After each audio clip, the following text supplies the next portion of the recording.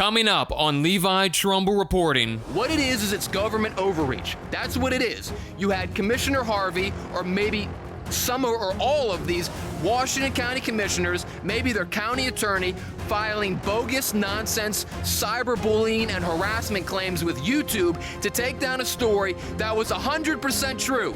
It's 100% true. And you know what? It's not coming down. Not gonna happen. No way, shape, or form.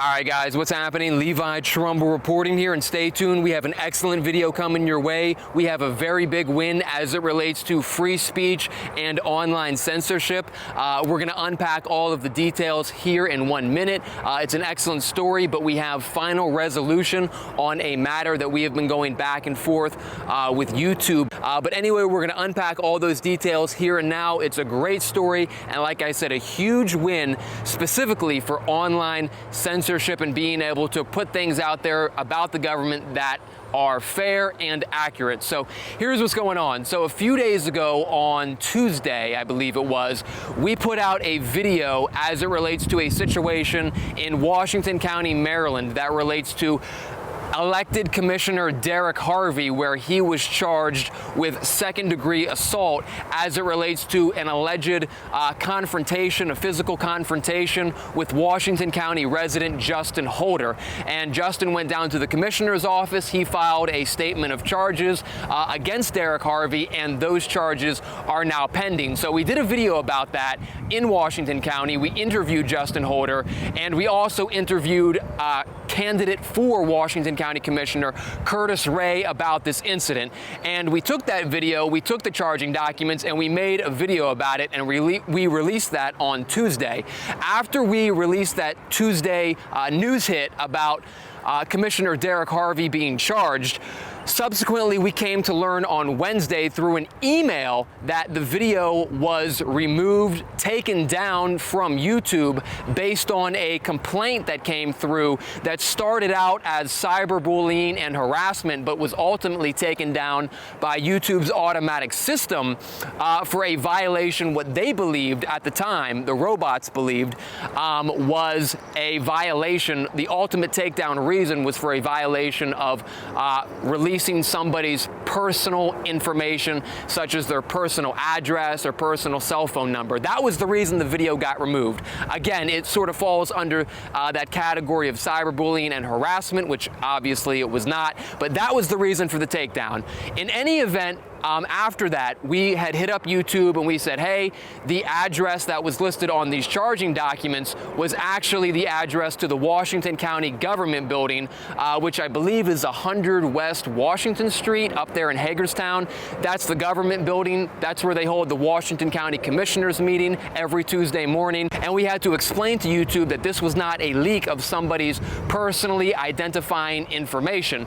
So what happened after that was YouTube had got human involvement in on the matter, and they reviewed it a second time. They looked at the situation and they found that there was no violation of their policy, and with that, they completely and fully reinstated the video back onto YouTube, and we were successful in our appeal to YouTube. So guys, this is definitely a step in the right direction as it relates to online censorship. I'm glad that once a human got involved from YouTube, was able to review this thing. I'm glad when that happened, they ultimately realized that no violation had occurred, and that this video, again, which broke no rules, broke no YouTube terms and conditions, was reinstated. We're glad to see that happen, because the story that we put out, obviously, while he's not guilty at this point, contained allegations. We did a story on them, and as far as we can tell, seemed to be very credible. Multiple witnesses in that situation claimed to see what has been described in the charging documents as an assault onto Washington County resident Justin Holder. And one of the things you might ask yourselves is, well, how do you know that it was the Washington County commissioners or somebody with the Washington County government, maybe Derek Harvey or one of them? How do you know it was one of them? So there's two ways to look at it. The first take was from the cyberbullying and harassment aspect.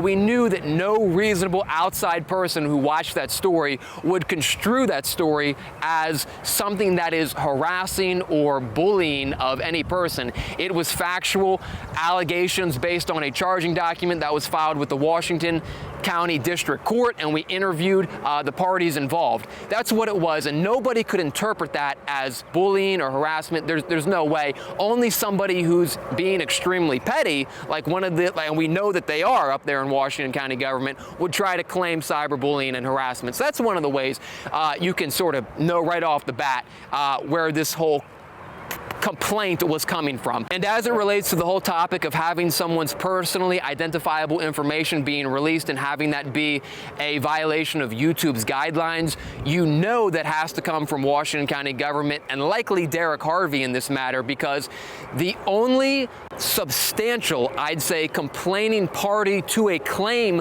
such as a release of private information could only be the person that it's allegedly happening to. So yeah, that is where you pretty easily identify where that was coming from, is because common sense will just lead you down that road. So yeah, with that, I encourage everyone to go back and watch the last two videos that we shot, that we released, because Washington County government tried to bury those stories. They tried to file false and frivolous complaints to YouTube stating that we were cyberbullying, that we were harassing, and that we were essentially doxing information, when nothing of this sort was true, nothing whatsoever. Like I said, we dot every I, cross every T. We make sure that the stories we put out would never do anything like that, and it was quite frankly outrageous and egregious that they would even try to do that, but it doesn't surprise me. The tyranny is running strong in Washington County government, and it is getting seriously out of hand. So guys, like I said in the beginning, and like I will reiterate, this is a win. The tyrants tried to get information about them taken down. They totally lost 100%, and you know that they are probably so furious about it. False, frivolous, vexatious reports. YouTube realized it was all nonsense. They put the video back up. I also want to state for the record, before we close out here, that is actually the first time I've ever had a video come down off of YouTube. Literally the very first time, because we double, triple check everything, making sure that it complies with the guidelines, making sure that the information we put out is, credible enough to publish, and we take it quite seriously. So Washington County, totally outrageous. If you want to redress grievances, the email will be in the comments section below. Thank you very much. We'll catch you guys very soon.